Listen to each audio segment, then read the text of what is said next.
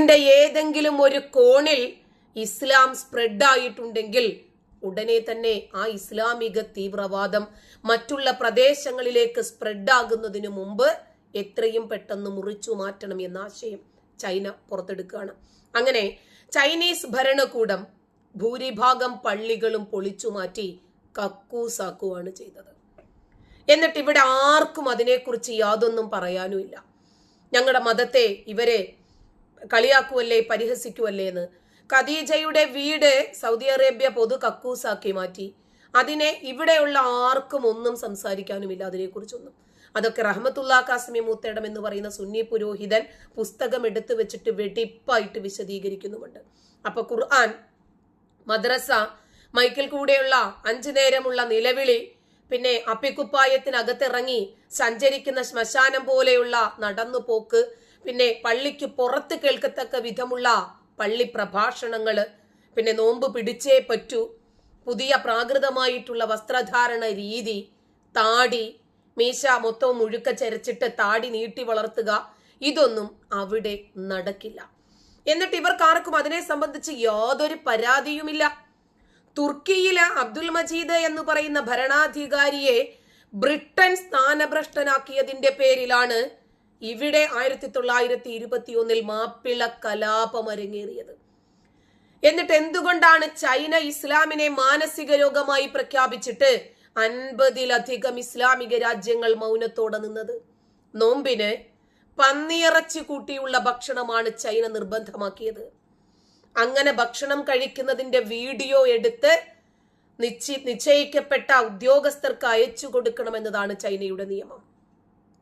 അപ്പോ ഏതെങ്കിലും ഒരാൾ ഈ നിയമം തെറ്റിച്ചാൽ തടവും വന്ധ്യംകരണവുമാണ് അവിടുത്തെ ശിക്ഷ. ലേബർ ക്യാമ്പുകളുണ്ട്. മുസ്ലിം ജനസംഖ്യ ചൈനയിലെ പടിപടിയായിട്ട് കുറയുന്നു എന്ന് ഓരോ ദിവസവും സെൻസസ് എടുത്തുകൊണ്ടിരിക്കുന്നു. ഏതാണ്ട് 44,000-ലധികം പള്ളികൾ ഉണ്ടായിരുന്ന സിൻസിയാങ് എന്ന് പറയുന്ന പ്രദേശത്ത് ഇപ്പോൾ 4,000-ൽ താഴെ പള്ളികളേ ഉള്ളൂ. ഞങ്ങളുടെ പള്ളികൾ പൊളിച്ചു മാറ്റിയേ എന്ന് പറഞ്ഞ് നെഞ്ചിലിടിച്ചുള്ള നിലവിളികളില്ല.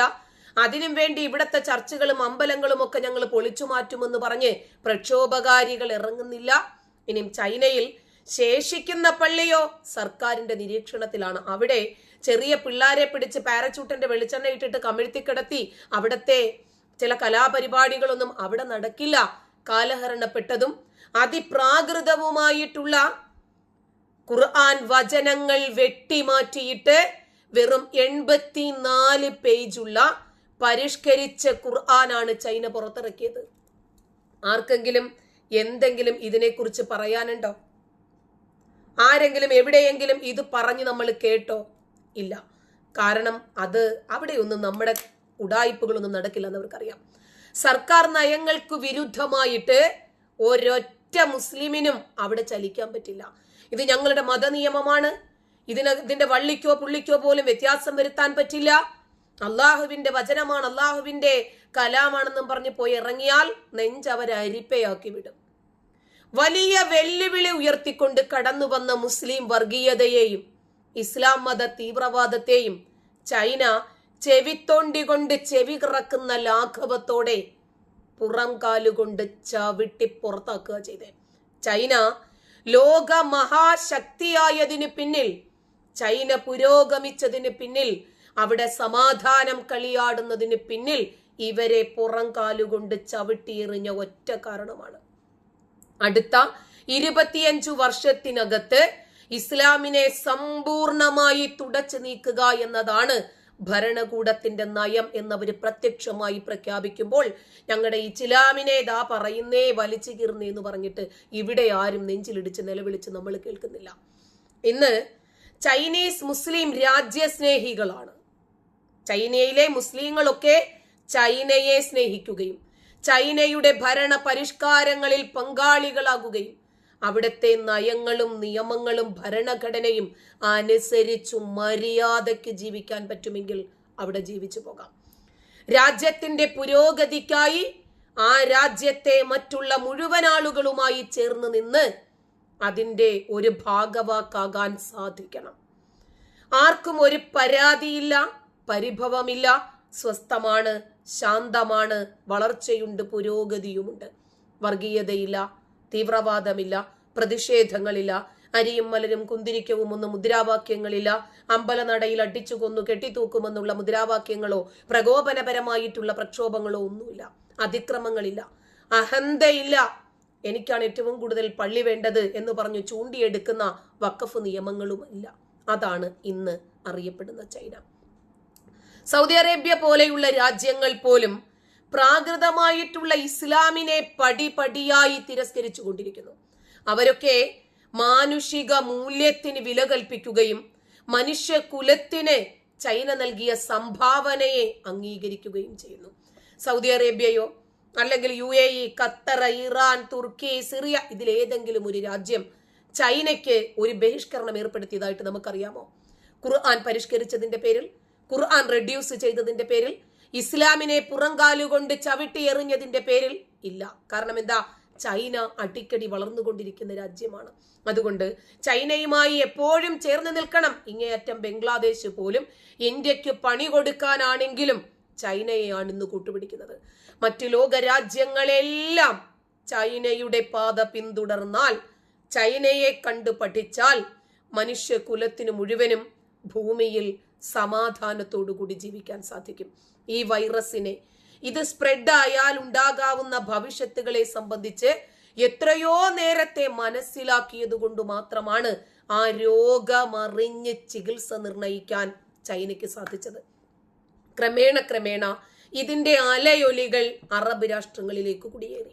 അപ്പോഴാണ് MBS എന്ന് പറയുന്ന യുവ പുരോഹിതനും ഭരണാധികാരിയും രാജകുമാരനുമൊക്കെയായ വ്യക്തി സൗദിയുടെ ഭരണത്തിൽ ഇടപെടുന്നത്. അദ്ദേഹം അതിന്റെ ഒരു ഭാഗവാക്കായി മാറുന്നു. അങ്ങനെ അദ്ദേഹവും മനസ്സിലാക്കി നമ്മുടെ രാജ്യം എന്തുകൊണ്ടാണ് വളരാത്തത്. കാലിന്റെ ഇടയിൽ പെട്രോൾ ഉണ്ടെന്ന് പോലും തിരിച്ചറിയാൻ സാധിക്കാത്ത ഒരു പൊത്തകവും ഒരു പടച്ചവനും ഒരു നബിയും ഒക്കെ ആയിട്ട് ഇനിയും ശിഷ്ടകാലം കഴിച്ചുകൂട്ടിയാൽ ഒരു രക്ഷയുമില്ല. ബഹുദൈവ വിശ്വാസികളോട് വളരെ നീരസത്തോടുകൂടി പെരുമാറണമെന്നും പതുങ്ങിയിരുന്നിട്ട് അവരുടെ പിരടി വെട്ടണമെന്നും ഒക്കെയുള്ള നയം കൊണ്ട് നടന്നാൽ നമ്മൾ ഈ ഭൂമിയിൽ നിന്നും നിഷ്കാസിതരായി പോകും എന്നുള്ള ബോധ്യം MBSന് മുഹമ്മദ് ബിൻ സൽമാൻ ഉണ്ടായിരുന്നത് കൊണ്ട് അദ്ദേഹം ക്രമേണ നയങ്ങൾ മാറ്റി തുടങ്ങി.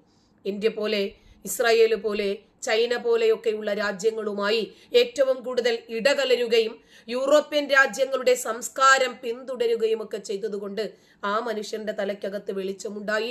മനുഷ്യൻ ഇങ്ങനെ ജീവിച്ചാൽ പോരാ, അവർക്കൊരു എന്റർടൈൻമെന്റ് വേണം എന്ന് പറഞ്ഞ് ആ മനുഷ്യൻ ആ രാജ്യത്തെ പരിഷ്കരിച്ചു. അതിന്റെ ഭാഗമായിട്ട് MBSന്റെ ഭരണ പരിഷ്കാരങ്ങളിൽ ഒന്നാമതായിട്ട് ഞാൻ കാണുന്നത് ഖുർആനുകൾ ഓടയിൽ നിന്ന് പുരോഹിതന്മാർ വായിക്കാൻ തുടങ്ങി.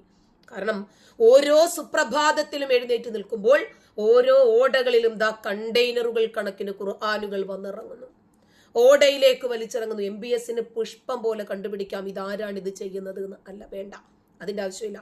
കാരണം ആ പുസ്തകത്തിനകത്ത് എന്താണ് എന്ന് അറിഞ്ഞ ജനത അത് വലിച്ചെറിയുന്നു. അത് കണ്ടെയ്നറുകളിൽ വെച്ചിട്ട് വലിച്ചെറിയുവാണ്. ശരി, അത് എടുത്തുകൊണ്ടുപോയി എവിടെയാണെന്ന് വെച്ചാൽ വേസ്റ്റിൽ ഇടുക, അത്രയേ ഉള്ളൂ. ഖുർആൻ ഓടയിലേക്ക് എറിഞ്ഞവന്റെ തല വെട്ടാൻ MBS വിധിച്ചിട്ടില്ല.